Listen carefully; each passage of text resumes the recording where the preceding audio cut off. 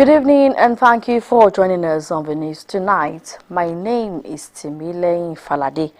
Ondo State Governor Oluwarotimi Akeredolu has received the report of the Advisory Committee on Land Disputes in Igbokoda in Ilaje local government area of the state.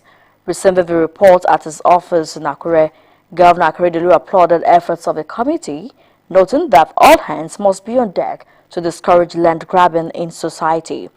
Akeredolu stressed the need to always abide by relevant laws guiding the conduct and operations of residents.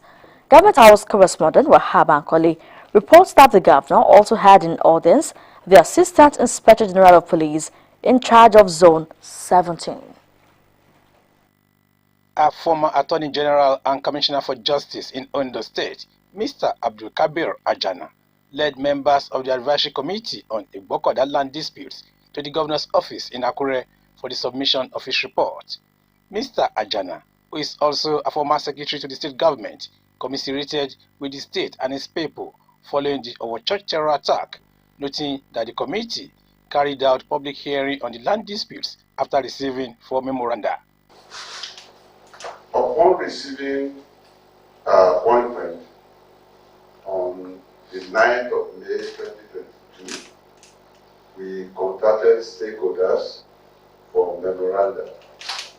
Upon analyzing the memo by members, we held a public sitting where stakeholders were able to speak to their memo and were able to also ask for clarifications from one another.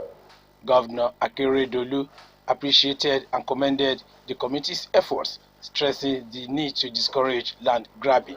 You have said that with this report, communal land disputes in Igbokoda can be put behind us. We will try. We know it's not an easy thing. There is nowhere, at least in Yoruba land or anywhere in the world, except in Nigeria, I don't know about the other places. Communal land disputes keep recurring and become a sore point for every community until people grow around obas or kings who can do away with all this what I would call land grabbing. He encouraged traditional rulers to play key roles in ensuring peace in their domains. Meanwhile, the governor also received in audience the Assistant Inspector General of Police in charge of Zone 17, comprising Ondo and Ekiti states. The new AIG, Mr. Yunus Muhammad Akira, applauded the strides of the governor towards redefining governance, with a promise to give needed support. But I'm coming to meet my brother to make sure what you have been doing, the good work you have been doing, is carried forward and deepened more. Governor Akeredolu, who appreciated the visit, noted that the police command system in Nigeria is overstretched and recited his call for the creation of state police. According to him, more efforts must be put into intelligence gathering. If not for lack of intelligence, Mohammed, when people just come and attack Kuje prison and go away, they will say that they attack the print. In Abuja, if not for lack of intelligence, so Mr. President's convoy, advanced convoy, some people will come and attack it. The governor promised his administration's continued support to the police in Ondo State. Wahab Bankoli, Osrc News. Pastor David Anifowoshe of the All Bible Believers Church and 4 others who allegedly kidnapped 77 members of his church have been arraigned before an Akure magistrate court in Ondo State. The case came up for mention today as the defense counsel Ayodele Oladele pleaded for time to go through the application, asking the court to remand the suspects. Juliet Buna reports. Last week, Saturday, Nigerians woke up to the news of a pastor, David Anifowoshe, and others abhorring 23 children, 54 adults, at a dungeon in his church at Ondo City. After preliminary investigations by the police, the 5 suspects are now having their days before the court in Akure. They were brought before a magistrate court for first hearing.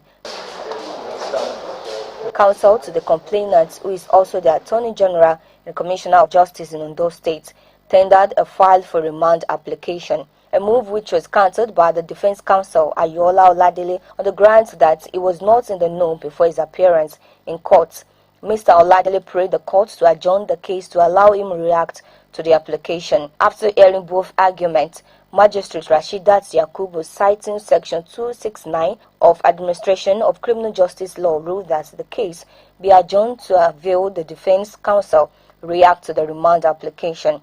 Counsel to the complainant, Sir Charles Titiloye, while reacting to the ruling, said Department of Public Prosecution will issue legal advice after the application for remand has been granted.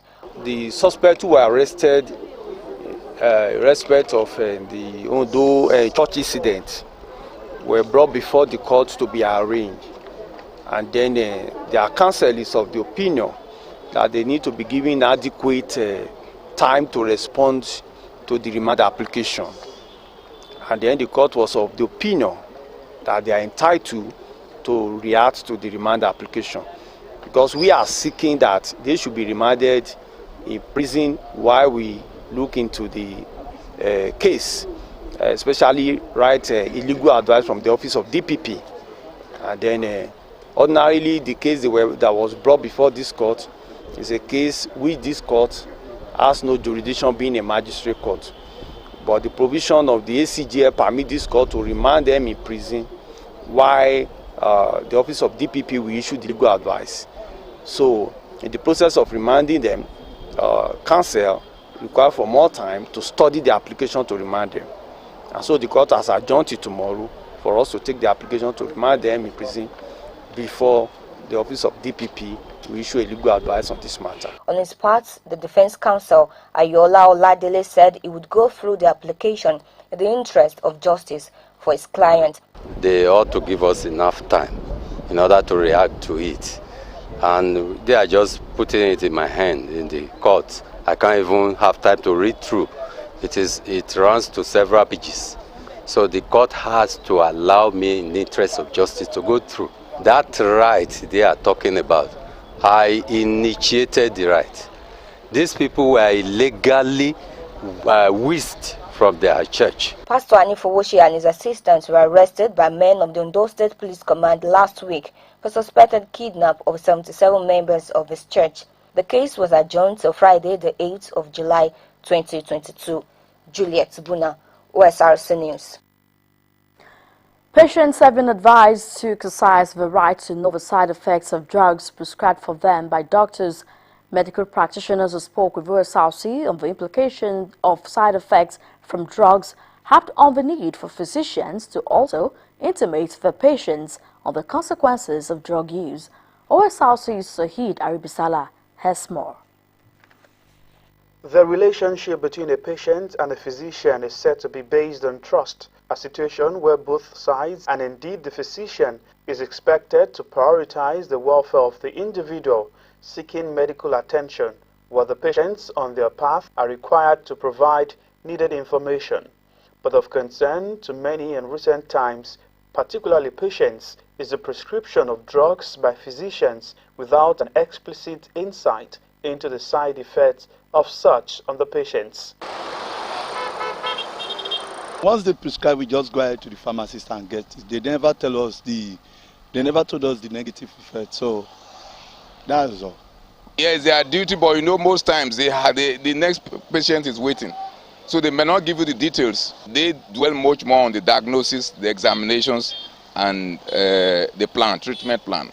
According to data from 2011 to mid-2017, the United States Food and Drug Administration received more than 5.4 million reports of prescription drug adverse events, including more than 1 million deaths. While different medicines can cause side effects of varying degree, a former permanent secretary in Ondo State Ministry of Health, Dr. Tayoni, said the onus is on medical practitioners to educate their patients. No drug without, some other effect. Not necessarily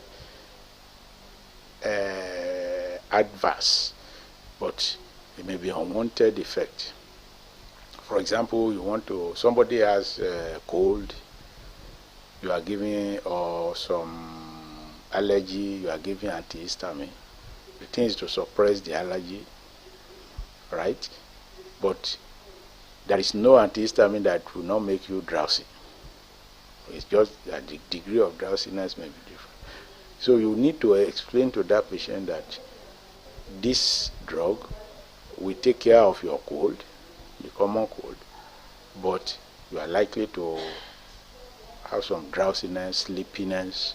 And if you don't even tell the patient that, he will not know when to stop. The chairman, Nigerian Medical Association, Ondo State Chapter, Dr. Stella Adegbengbe, added that patients also have the right to ask their physician the side effect of any medication. I always ask my patients, what other question do you want to ask me? Ask now.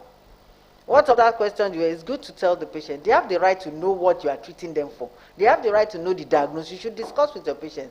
This is the diagnosis. This is what we are treating you for. You are going to use the medication for this number of time. I will need to see you to see the effect of the medication. That's why we tell patients, we don't prescribe and you go forever. We give you time to come back because there are different drugs with different mode of action. There are different drugs that will, when you start seeing the effect of the drug, it take time. So there are some patients you say, I want to see you in a week. Some, I will tell them, we want to see you in 2 months. Some will tell you, we want to see you in 3 months, depending on the type of medication or what the diagnosis is. The role of pharmacist in the healthcare chain cannot be overemphasized. It is the obligatory duty and responsibility of a pharmacist who will fill those prescriptions to look out for drug-drug interaction and side effects. Most drugs are eliminated from the body after they had been absorbed and distributed around the systems. However, the side effects of such drugs may remain for some time, hence the need for improved awareness and education by concerned parties. Sahid Aribisala, OSRC News. The State House of Assembly has passed into law an Amendment Bill 2022 of the State Security Network Agency and Amotekun Corps. This is sequel to the submission of reports by the Chairman, House Committee on Security, Mr. Ololade Gbegudu, and consideration by other lawmakers. The Speaker, Bamidele Oleyelogun, while passing the bill into law, said it will further strengthen the security architecture in the state. Also, the bill for the establishment of the Ondo State Security Trust Fund and other matters connected thereto was considered and passed into law. We'll take a break on the news tonight. When we come back, federal government declares Monday and Tuesday public holiday for Eid al-Kabir celebration.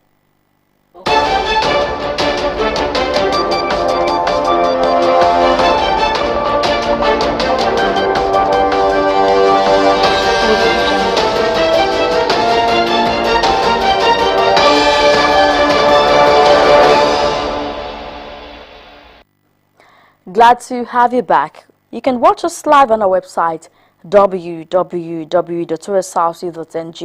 or follow us on Facebook, Osrc TV Ondo, and on YouTube you can subscribe to our channel, Osrc TV Ondo. Towards preventing flooding in Ondo State, the partner of the state government on ecology and environmental issues, ZL Global Alliance, says it will not relent efforts at keeping the state safe from the national mishap. The report is presented from our studios. Rainy season is usually anticipated because of its impact on human activities such as agriculture. However, it also comes with its peculiarities, resulting in natural distress such as flooding.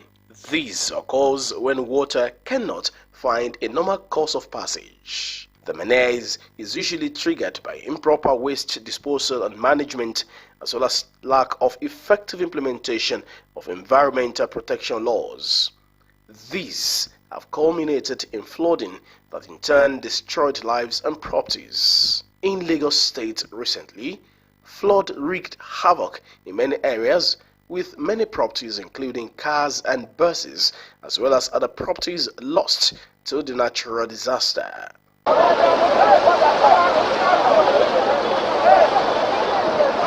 Many times, meteorological predictions have placed Ondo State on red alert as being prone to flooding.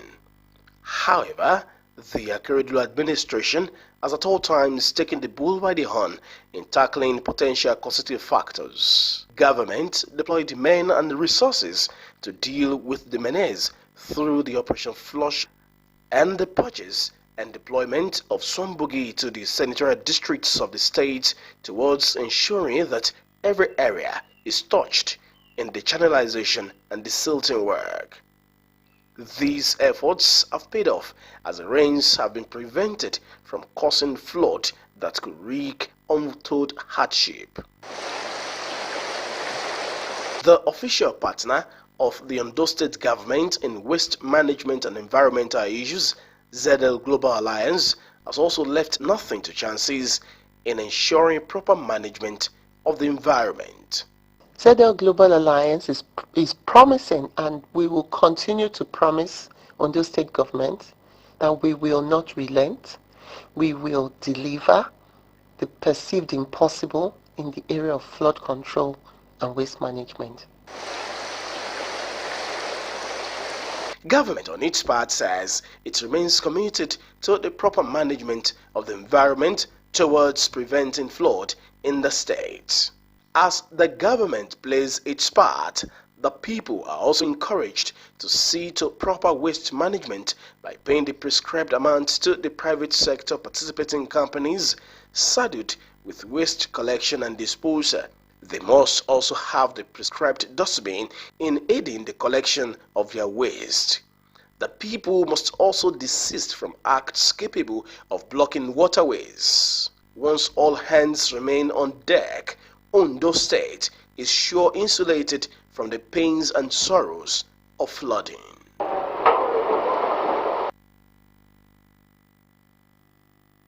Following the European Union threats to reject all cocoa beans not sustainably resourced, especially from Nigeria, John Vance Industry Limited in Ondo State has embarked on an empowerment program across the country to address the situation.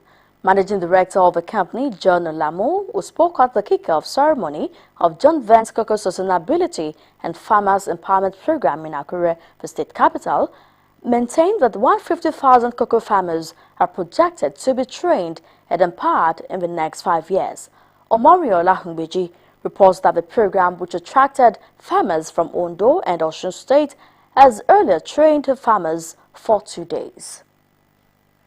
One of the leading cash crops in Nigeria and currently facing some challenges that have made the country's production level decline, hence the need to come up with strategies to address the situation. John Vance Industries Limited is an indigenous agribusiness committed to driving sustainable growth for agri-trading, cocoa production and processing in the country. Managing Director of the company, John Alamu, maintained that the John Vance industry takes cocoa farmers as its priority, hence empowering them with the right training, inputs, and farmlands. As a global business in Africa, we have positioned ourselves for the future. Other producing countries in Africa, accounting for over 71% of Rainfall Alliance certified cocoa sold to the EU markets, are working towards ensuring a sustainable cocoa ecosystem. Governor of Ondo State, Oluwarotimi Akeredolu, who was represented by his senior special assistant on agri and agribusiness, Mr. Akin Olotu, commended John Vance Industry for its initiatives in the agribusiness to complement government efforts. We shall continue to provide enabling environment for agribusiness to thrive, especially by re-energizing our gallant Amotekun Corps to subdue the security challenge in our farmsteads and communities. Other dignitaries at the event, including the Jegun of Ileoluji, Oba Julius Adetime, National President, Cocoa Association of Nigeria, Mufutau Abolarinwa, And representatives of the Cocoa Research Institute of Nigeria disclosed that Nigeria is not doing well currently in cocoa production and exportation, but can be improved upon. Results of what they are doing, you will see in the improvement of our GDP, because they can be seen in making good contribution to the growth of our GDP. All of us have to work together as a group to achieve this result. Both the exporters, the farmers, the processors, we have to be on the single page. Because those who want to buy our cocoa in abroad, they don't know whether you are a receiver, they don't know whether you are exporters, they don't know whether you are a processor. Nigeria and most of African countries, we produce cocoa, but we do not consume much of it. The bulk is being consumed by Europeans and Americans, and we know in their own they are careful of whatever they take into their system. Some beneficiaries expressed delight at the gesture. Among items distributed to the beneficiaries include agrochemical packages for cocoa farmers, some cocoa seedlings, among others. Omoriola Humbiji, Osrc News. The federal government has declared Monday 11th and Tuesday 12th July 2022 as public holidays to mark this year's Eid al-Kabir celebration. Minister of Interior Rauf Aregbesola, who made the declaration on behalf of the federal government, congratulates all Muslims and Nigerians both at home and in the diaspora on this occasion. Aregbesola, while wishing Muslims the happy Eid al-Kabir celebration, urged Nigerians to take responsibility by reporting any suspicious individuals and criminal activities they'd observed around them to law enforcement agencies with the use of an alert application that has been designed to mitigate security challenges with prompt response from security agencies. He also enjoined Nigerians to be vigilant and observant of intruders in their communities. The minister assures all Nigerians of the government's protection of all under the law, maintainers of law and order, and keeping the peace in all situations. The Rivers State government and the Nigeria Labour Congress are on a coalition course over a planned protest in solidarity with striking members of the Academic Staff Union of Universities, while the state government threatened to punish any civil servant who joined the strike on grounds of sympathy. The NLC said it lacked the right to do so. The state head of service, Dr. Rufus Godwins, handed down the warning while addressing workers in Port Harcourt. Godwin said there was no justification for the civil servants in the state to join in the strike, saying the state government was neither owing lecturers nor civil servants in the state. The state head of service said an attendance register would be immediately opened to monitor erring civil servants in order to mete out appropriate sanctions. A Westminster Magistrate Court in the United Kingdom has ruled that David Nwamini Ukpo, the alleged kidney donor for the daughter of Senator Ike Ekweremadu, is not 15 years old. It was gathered that Ukpo has admitted to the court that he is 21 years old and had been in the UK since February, but only presented himself to the police in May. The counsel for the defendants has also denied the allegations of exploitation laid by the alleged victim. The case was adjourned till August 4, 2022. Senator Ekweremadu and his wife, Beatrice, have been remanded in custody until the next hearing. Present at the hearing were some members of the Senate and delegates from the Nigerian High Commission. South African President Cyril Ramaphosa has attended the funeral of some of the 21 teenagers found dead in a bar 10 days ago. They had been out celebrating the end of their exams before they died. Oladoyin Ayegbusi has more. Hundreds of mourners have paid their respect at a funeral in East London in the Eastern Cape province. 21 young people died under mysterious circumstances at a bar during a party after school exams. South Africa's President Cyril Ramaphosa was among the dignitaries in attendance. There is blame, and blame must be laid at the feet of those who are making money No one has been arrested, but the liquor board has laid criminal charges against the owner of a bar for selling alcohol to underage customers. He has denied any wrongdoing. While investigations continue, there is speculation that carbon monoxide poisoning may be the cause of death. More than a dozen of people who were at the venue that night were treated for vomiting, back pain and headaches. Police have yet to release an official report, leaving grieving families with more questions than answers. Oladoyin Ayegbusi, Osrc News. British Prime Minister Boris Johnson has officially resigned from office. Johnson had earlier rebuffed calls by his cabinet to step down in the wake of ethics scandals. He gave in after more than 40 ministers quit his government and told him to go. It was not immediately clear whether Johnson would stay in office while the Conservative Party chooses a new leader who will replace him as Prime Minister. Minutes before the news broke, Treasury Chief Nadeem Zawahi called on Prime Minister Boris Johnson to resign just 36 hours after Johnson put him in the job, while another newly appointed cabinet minister quit her post. Before we go tonight, let's take another look at the major stories. Ondo State Governor Oluwarotimi Akeredolu has received the Advisory Committee report on Igbokoda land dispute, promising to implement the recommendations. Akeredolu also called on traditional rulers to promote peace in the domains at all times. The federal government has declared Monday, July 11th and Tuesday, July 12th as public holidays for the 2022 Eid al-Kabir celebration. Minister for Interior Rauf Aregbesola made the announcement on behalf of government. Rivers State government has disagreed with the planned solidarity protests of the Nigeria Labour Congress over the lingering strike of the Academic Staff Union of Universities, ASU. And we told you that British Prime Minister Boris Johnson has resigned from office. He had earlier refuted calls by his cabinet to step down in the wake of ethics scandals. That's the news. Thank you for watching. Good night.